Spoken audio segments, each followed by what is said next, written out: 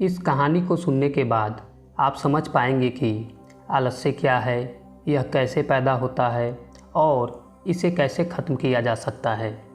एक बार गौतम बुद्ध अपने कुछ शिष्यों के साथ एक गांव से गुजर रहे होते हैं कि तभी एक युवक उन्हें नमन करता है और बुद्ध से दुखी स्वर में कहता है, हे बुद्ध, मेरे भीतर बहुत आलस्य है, जिसकी वजह से मैं चाहकर भी वह सब कुछ नहीं कर पा रहा जो मुझे करना चाहिए। मैं इस आलस्य से बहुत परेशान हो गया हूँ। कृपा कर आप मुझे इस आलस्य से निकलने का कोई उपाय बताएं। यह सुन गौतम बुद्ध मुस्कुराते हैं और उस युवक से कहते हैं, तुम्हें कैसे पता तुम्हारे अंदर आलस्य है? वह युवक कहता है, बुद्ध, केवल मुझे ही नहीं बल्कि मेरे घर के हर सदस्य को भी यही लगता है कि मैं आलसी हूँ। बुद्ध उस युवक से कहते हैं, क्या तुम मुझे इसका प्रमाण दे सकते हो कि तुम्हारे अंदर आलस्य है? वह युवक कहता है, जी बुद्ध, मैं दे सकता हूँ। बुद्ध कहते हैं, फिर प्रमाण दो।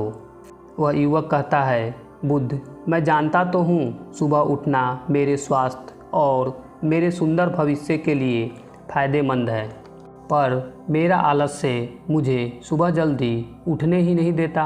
बुद्ध कहते हैं, अच्छा, परंतु क्या तुम जानते हो आलस्य क्या होता है? युवक कहता है, बुद्ध, मैं यह तो नहीं जानता आलस्य होता क्या है, पर यह जो कुछ भी है बहुत बुरा है। बुद्ध कहते हैं, आलस्य एक भाव है, एक विचार है जिसे जाने अनजाने हम इंसान अपने अंदर खुद ही पैदा करते हैं। वह युवक पूछता है, परंतु वह कैसे बुद्ध? बुद्ध कहते हैं, पहले तो तुम यह समझो कि हमारे भीतर आलस्य दो कारणों से पैदा होता है। पहला कारण है शारीरिक और दूसरा कारण है मानसिक। शारीरिक आलस्य का पहला कारण है भोजन, क्योंकि हमारा शरीर भोजन से मिलने वाले ऊर्जा के द्वारा ही चलता है। हम अपने शरीर को जैसा भोजन देते हैं, हमारा शरीर भी वैसा ही बर्ताव करता है। अगर हम ऐसे भोजन करते हैं जो हमारे शरीर के विरुद्ध है, तो हमारे अंदर आलस पैदा होता है। इसलिए अगर तुम आलस से बचना चाहते हो तो अपने भोजन में ऐसे भोज्य पदार्थों को शामिल करो जो आसानी से पच जाए और सीधे प्रकृति से प्राप्त होता हो। शरीर के स्तर पर आलस्य का दूसरा कारण है गलत तरीके से बैठना, गलत तरीके से चलना और गलत तरीके से सोना। हम कभी इस बात पर ध्यान ही नहीं देते कि हमारे बैठने, चलने और सोने का तरीका सही भी है या नहीं। बुद्ध अपने शिष्यों की तरफ इशारा करते हुए कहते हैं, अगर तुम इन बौद्ध भिक्षुओं को ध्यान से देखोगे तो तुम पाओगे कि इनके बैठने, चलने और सोने की अवस्थाओं में एक विशेष प्रकार का संतुलन नज़र आता है। जब ये बैठते हैं तो इनके रीढ़ की हड्डी एकदम सीधी होती है और जब ये चलते हैं तो इनके दोनों कदमों के बीच एक सही तालमेल नज़र आता है और जब ये सोते हैं तो इनका शरीर एकदम स्थिर होता है। इनके शरीर के किसी भी अंग पर किसी भी प्रकार का कोई दबाव नहीं होता है, जिसकी वजह से यह एक गहरी और अच्छी नींद ले पाते हैं। वह युवक बुद्ध से पूछता है, बुद्ध, क्या पर्याप्त नींद लेना भी उतना ही आवश्यक है? बुद्ध कहते हैं, ना कम ना ज़्यादा, हमेशा ही पर्याप्त मात्रा में सोना फ़ायदेमंद होता है। अगर किसी रात तुम पर्याप्त नींद नहीं ले पाते तो तुम्हारा वह पूरा दिन आलस्य से भरा होगा। इसलिए आलस्य को दूर करने के लिए पर्याप्त नींद लेना भी परम आवश्यक है। युवक कहता है, हाँ बुद्ध, यह तो मैंने भी महसूस किया है। बुद्ध कहते हैं, शारीरिक आलस्य का तीसरा कारण है सुबह देर तक सोना। यह सुन युवक कहता है, हाँ बुद्ध, मैं तो सुबह जल्दी उठ ही नहीं पाता हूँ। बुद्ध कहते हैं, तुम सुबह जल्दी तब उठ पाओगे जब तुम रात में जल्दी सोओगे। बुद्ध भिक्षुओं की तरफ इशारा करते हुए कहते हैं, अगर तुम इन भिक्षुओं से पूछो तो इनके रात्रि में सोने का एक निश्चित समय निर्धारित है और यही कारण है कि यह रोज़ प्रातःकाल जल्दी उठने में सक्षम हो पाते हैं। हर एक बौद्ध भिक्षु को अनुशासन का पालन करना होता है और यही अनुशासन इनके जीवन में संतुलन लाता है। कुछ लोग अनुशासन को एक बंधन मानते हैं। उन्हें लगता है अनुशासन उन्हें बांधता है, लेकिन असलियत यह है कि अनुशासन हमें बांधता नहीं बल्कि स्वतंत्र करता है। इसलिए अगर तुम शारीरिक स्तर पर आलस्य से छुटकारा पाना चाहते हो तो खुद को अनुशासन में ढालो, एक निश्चित दिनचर्या का पालन करो। युवक कहता है, लेकिन बुद्ध शुरुआत कहाँ से करे? सही तरह का भोजन करने से, सही तरह से बैठने से, चलने से, या फिर सुबह जल्दी उठने से? बुद्ध कहते हैं, शुरुआत अभी से करो। जो भी तुम कर रहे हो उसे पूरे ध्यान से करो, लेकिन पहले तुम मन के स्तर पर आलस्य को समझो। बुद्ध कहते हैं, मन के स्तर पर आलस्य का पहला कारण है हमारी पुरानी गलत धारणाएं। किसी काम को करते समय हमें लगता है मुझसे यह नहीं हो पाएगा, पिछली बार की तरह ही इस बार भी मैं असफल ही होऊंगा।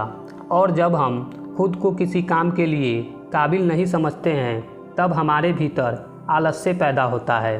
अगर हम खुद को यह समझा पाएँ कि पिछली बार और इस बार में बहुत फ़र्क है, अब हम पहले की तरह नहीं हैं, हमने पिछली हार से बहुत कुछ सीखा भी है, तो हमें उस काम को करने में आलस्य नहीं आएगा।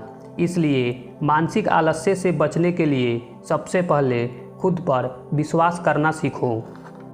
मन के स्तर पर आलस्य का दूसरा कारण है छोटी सोच और आलसी व्यक्ति के साथ रहना। कई बार ऐसा होता है हम खुद आलसी नहीं होते, लेकिन आलसी और कमज़ोर व्यक्ति के साथ रहते रहते हम भी आलसी और कमज़ोर बन जाते हैं। यह सुन वह युवक कहता है, हाँ बुद्ध, ये तो मैंने भी महसूस किया है। तो बुद्ध कहते हैं, सबसे पहले आलसी और कमज़ोर लोगों की संगति को छोड़ो। बुद्ध आगे कहते हैं, मन के स्तर पर आलस्य का तीसरा कारण है काम को टालने की आदत।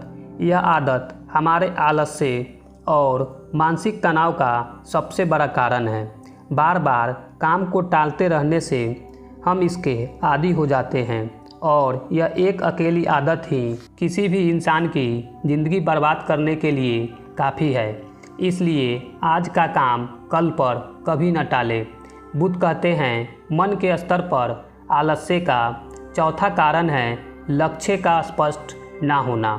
मान लो कहीं तुम गुम हो जाते हो और अपने घर का रास्ता भूल जाते हो, तब तुम क्या करोगे? युवक कहता है, मैं जल्द से जल्द अपने घर जाने का रास्ता पता करूंगा। बुद्ध कहते हैं, अगर बहुत कोशिश करने के बाद भी तुम्हें रास्ते के बारे में पता ना चले तब? युवक कहता है, मैं फिर भी कोशिश करता रहूँगा क्योंकि मेरे पास कोई दूसरा विकल्प ही नहीं होगा। गौतम बुद्ध मुस्कुराते हैं और कहते हैं, इंसान को आलस्य तभी घेरता है जब उसके पास कोई स्पष्ट लक्ष्य ना हो या फिर उसके समक्ष बहुत से विकल्प उपलब्ध हो। इसलिए लक्ष्य का निश्चित होना बहुत आवश्यक है। अगर तुम सुबह उठकर व्यायाम नहीं कर पा रहे हो तो उसका कारण है तुम्हारी नज़रों का स्पष्ट ना होना। अभी तुम आने वाले समय में होने वाले रोगों और उससे होने वाले दर्द को स्पष्ट रूप से नहीं देख पा रहे हो। बुद्ध आगे कहते हैं, मन के स्तर पर आलस्य का पांचवा कारण है किसी काम को करने के लिए कोई बड़ी वजह ना होना। मान लो तुम एक जंगल में घूमने के लिए जाते हो और काफ़ी घूमने के बाद थककर एक वृक्ष के नीचे आराम करने के लिए बैठते हो कि तभी तुम्हारी नज़र दूर से आते एक शेर पर पड़ती है जो तुम्हारी तरफ दौड़ा आ रहा है। तो क्या ऐसी परिस्थिति में भी तुम्हारा आलस्य तुम्हें भागने से रोक सकेगा? नहीं ना। तो मेरी एक बात को समझो, हमें केवल उन्हीं काम को करने में आलस्य होता है जिन्हें करने के लिए हमारे पास कोई बड़ी वजह नहीं होता है। वह युवक कहता है, आपका बहुत बहुत धन्यवाद बुद्ध। अब मुझे आलस्य का सारा खेल समझ आ गया।